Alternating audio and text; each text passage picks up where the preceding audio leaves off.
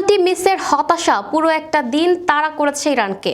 মিশরের বিপক্ষে অধিনায়ক মেহেদী তারেমি যদি লক্ষ্যভেদে ব্যর্থ না হতেন, সেক্ষেত্রেই আগেই নকআউটে উঠতে পারসিয়ান চিতারা। তারা অপেক্ষায় ছিল সেরা তৃতীয় দল হিসেবে চলতি বিশ্বকাপে গ্রুপ পর্ব পেরোনোর। সেই আশাও পূর্ণ হয়নি আলজেরিয়া ও অস্ট্রিয়ার নাটকীয়তায় ভরা ম্যাচ ৩-৩ গোলে ড্র হওয়ায়। যে গ্রুপের একই ম্যাচে যে কোনো একটি দল হারলেই ইরান পৌঁছে যেত নকআউটে। এখন তারা ছিটকে গেছে আর শেষ ৩২-এ পা রেখেছে ৪ পয়েন্ট করে পাওয়া আলজেরিয়া ও অস্ট্রিয়া। কানসাস সিটি স্টেডিয়ামের দিকে এদিন তাকিয়েছিল ইরান। তাদের স্বপ্ন প্রায় পূরণ হতে যাচ্ছিল, কারণ উত্তেজনায় ঠাসা ম্যাচটির ৫৫ মিনিট পর্যন্ত ২ দফায় এগিয়ে গিয়েছিল অস্ট্রিয়া। রিয়াদ মাহরেজ ৬০ মিনিটে গোল করে সমতা আনেন এবং ম্যাচে যোগ করা সময়ে গোল করে ৩-২ ব্যবধানে এগিয়ে নেন আলজেরিয়াকে।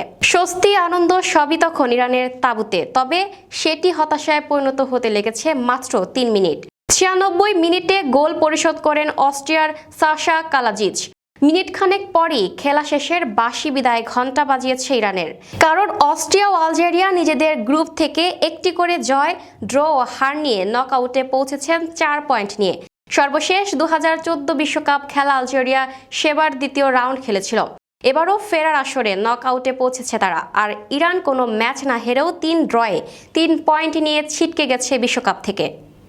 প্রিয় দর্শক, এই ছিল আপ টু ডেট নিউজের সর্বশেষ সংবাদ। পরবর্তী সংবাদ সবার আগে পেতে আপ টু ডেট নিউজের ফেসবুক পেজ এবং ইউটিউব চ্যানেলের সাথে থাকুন। ধন্যবাদ।